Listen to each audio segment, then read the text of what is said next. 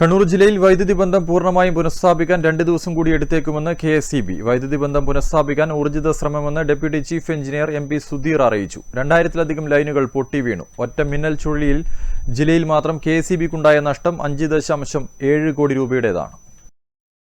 ആഞ്ഞടിച്ച കാറ്റിൽ നിലംപതിച്ചത് 2000-ലധികം ഇലക്ട്രിക് ലൈനുകളാണ്. കണ്ണൂർ ജില്ലയിൽ വ്യാപകമായി നാശം വിതച്ച് മിന്നൽ ചുഴി ആഞ്ഞടിച്ചത് ബുധനാഴ്ച അർദ്ധരാത്രി.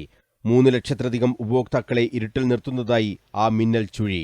ഒറ്റ ദിവസം കൊണ്ട് ഇത്രയും ഭീമമായ നഷ്ടം KSEBക്ക് ഇതിനു മുമ്പ് ഉണ്ടായിട്ടില്ലെന്ന് KSEB deputy chief engineer MP Sudheer. അതിന്റെ അളവ് പറയുകയാണെങ്കിൽ ഏതാണ്ട് 1894 ട്രാൻസ്ഫോമറുകൾ, ഡിസ്ട്രിബ്യൂഷൻ ട്രാൻസ്ഫോമറുകൾ നമുക്ക് ഓഫ് ചെയ്ത് വെക്കേണ്ടി വന്നു.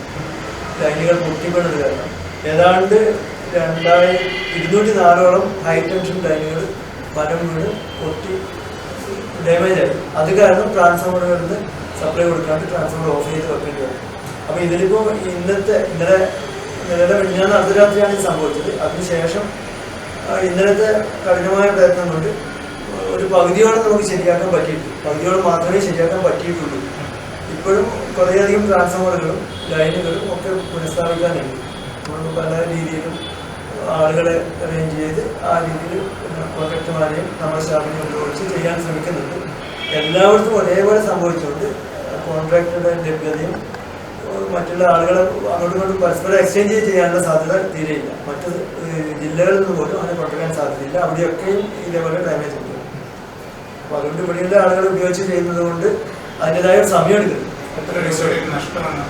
ഏതാണ്ട് 6 കോടി, 5.7 കോടിയാണ് നമുക്ക് നഷ്ടം കണക്കാക്കുന്നത്. ഇന്നലെ ഉള്ള ആ ഒരു സംഭവത്തിന് അടിസ്ഥാനത്തിൽ മാത്രം ഈ സീസൺ ഇങ്ങനെയൊരു സീസൺ ചേഞ്ച് അല്ലെങ്കിൽ കാലാവസ്ഥ മാറി വർഷകാലം തുടങ്ങിയതിന് ശേഷം ഏതാണ്ട് ഒരു 28 കോടിയോളം രൂപയുടെ നഷ്ടം ഈ രീതിയിൽ ഉണ്ടായിട്ടുണ്ട്.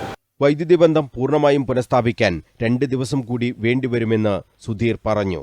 ഇന്നത്തേതോടുകൂടി ഈ ഹൈ ടെൻഷനും മറ്റുള്ളതൊക്കെ പുനഃസ്ഥാപിച്ചു കഴിഞ്ഞാൽ പിന്നെയാണ് നമ്മൾ കൂടുതലായിട്ട് ഈ സിംഗിൾ കംപ്ലൈന്റുകൾ, ചെറിയ ബിറ്റ് ലൈനുകൾ ഡാമേജുകൾ കൂടുതൽ ശ്രദ്ധിക്കാൻ പറ്റുള്ളൂ. ഇപ്പോഴും ഇടയ്ക്കൊക്കെ ശ്രദ്ധിക്കുന്നുണ്ട്, തീരെയില്ല എന്നല്ല. അത് പിന്നെയും ഒരു 2 ദിവസമൊക്കെ എടുത്തേക്കും.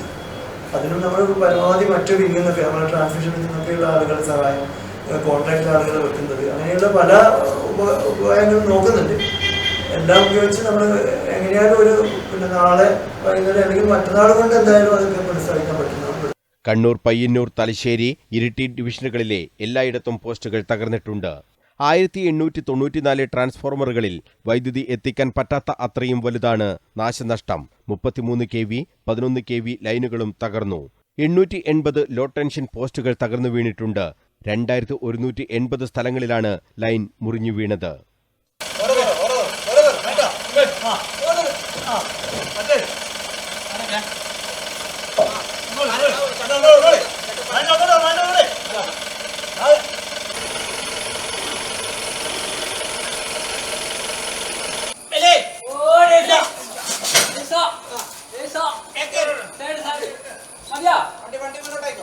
വൈദ്യുതി പുനഃസ്ഥാപിക്കുന്നതിനുള്ള നടപടികൾ യുദ്ധകാലാടിസ്ഥാനത്തിലാണ് KSEB നടത്തിവരുന്നത്. തകർന്ന പോസ്റ്റുകളും ലൈനുകളും മാറ്റാൻ കരാർ തൊഴിലാളികളെയടക്കം രംഗത്തിറക്കിയിരിക്കുകയാണ് KSEB. ഊണും ഉറക്കവും ഉപേക്ഷിച്ചാണ് KSEB ജീവനക്കാരും വർക്കർമാരും ഫീൽഡിൽ ഉള്ളത്. കനത്ത മഴയിലും ഇവർ അവരുടെ ജോലി തുടരുകയാണ്. ആദ്യം ഹൈടെൻഷൻ ലൈനുകളിലെ തകരാറുകളാണ് പരിഹരിക്കുന്നത്. പ്രാദേശികമായ തകരാറുകൾ പരിഹരിക്കുന്നതിന് അധികം സമയം എടുക്കുമെന്നും ഉപഭോക്താക്കൾ സഹകരിക്കണമെന്നും KSEB deputy chief engineer MP സുധീറും എക്സിക്യൂട്ടീവ് എഞ്ചിനീയർ EN ശ്രീലാകുമാരിയും അഭ്യർത്ഥിച്ചു.